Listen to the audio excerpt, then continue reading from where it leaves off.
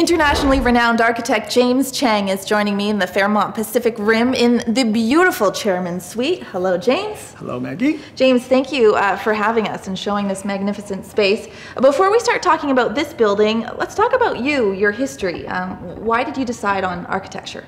I guess there's nothing else I know how to do. Well, you do this pretty well, I have to say. When I was a kid, I was not that good at math. I was not good at engineering, not good at being a lawyer, so I figured architecture might be the easiest way to get through university. So you went to some pretty prestigious schools. Yes, I've been very fortunate. I went to undergrad at University of Washington, and then I went to grad school at Harvard. And you worked under Arthur Erickson. Tell me about what that was like. Oh, it was probably the most fabulous time. I came up from San Francisco, and I wound up getting a job with Arthur, and at that time he was doing the Robson Square Courthouse Complex. So I was able to contribute on that. And what was it like to learn from someone at that level? Well, first of all, I think Arthur is truly an international architect, and he gave me all kinds of leeway to meet with his clients, so I get to travel to New York, to Texas. I was working on projects in Iran.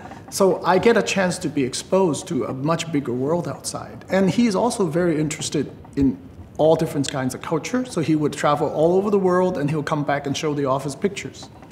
And a chance perhaps that you took in your career was the development of Vancouverism. Tell me about that. It was really a result of trying to create places for people to live downtown. I studied the Chinese gardens, the classical Chinese gardens in Suzhou, and they have a very peaceful environment within the very busy city. So in Vancouver, as we're densifying the downtown, I wanted to find out how we could do that, how we can put a lot of people close together, but still maintain, some kind of serenity. So the Vancouverism is several things. One is eyes on the street, so that to keep the pedestrian environment interesting. The second thing was combining a low-rise with high-rise to create better scale. And third, widely spaced towers, so that you're not like New York, you're just 10 feet away from another building. So that sort of gave Vancouver sort of the look that it has today. To make it a highly walkable, safe city. Yes. Yes. And so you were saying that down in Cole Harbour, a good example of this is to have the townhouses surrounding the big skyscrapers. Right, and then you have private gardens inside. So when you're inside, let's say if you have children, they can run around the courtyard, meet your neighbors, and they're totally safe.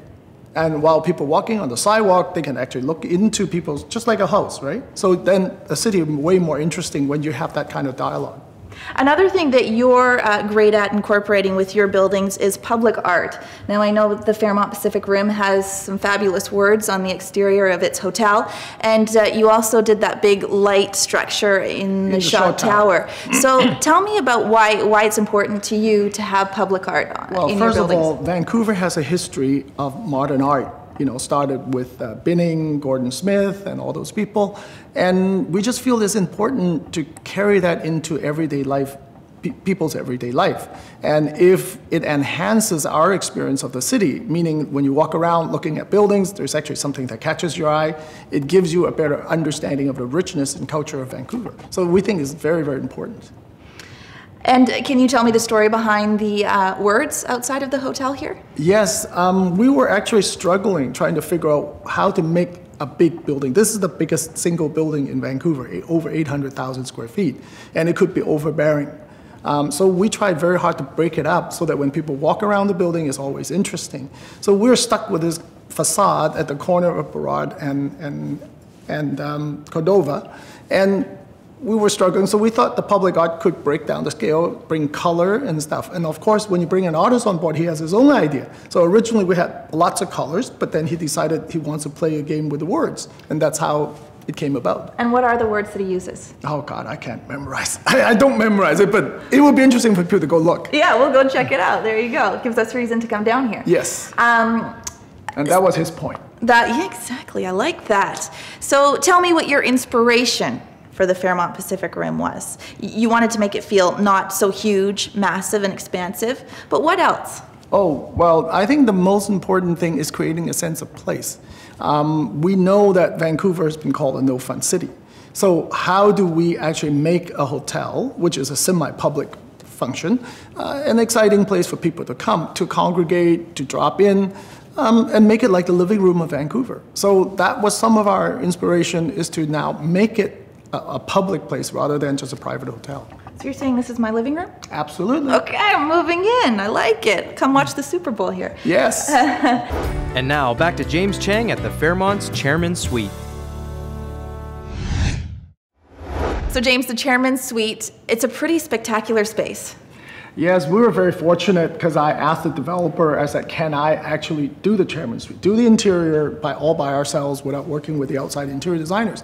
And he said, sure, why not? So we felt this is a unique place. It's a punctuation point on the composition of the whole project. And we also wanted to demonstrate that hotels don't have to be the same everywhere, and that a typical hotel room is not just a bed and a bathroom, you know, and there are places. And James, there are many things that make this suite unique. Yes, first of all, we try to make this like somebody's house. We imagine somebody like living on a loft or some unique townhouses. So we started with double height living room, and then we have spectacular master bath that opens to the garden. And it's actually like a jewel box. And then there are outdoor spaces for entertainment and so on. Now, James, what about the transformative power of real estate? I mean, you see all these developments going up around Vancouver, and I'm sure you've seen some pretty transformative projects. What do you think about that power? Well, I think it's tremendous. I mean, when you think about it, the real estate first started out as just shelter. I mean, first we need a place over our head, right? Once you get that, the next thing we want is comfort. So we want to make sure the appliances are good, everything's functional. But once you got that, the next thing is really some food for our mind. The best real estate actually stimulates you, makes you enjoy living in that place. And I think that's the ultimate. All right, James, I have to ask, describe your perfect building. I don't have one. I think my next building will hopefully be closer to the perfect building. I think if you ask anybody in the creative field, I think we always look at our next project to explore new ideas, new frontiers.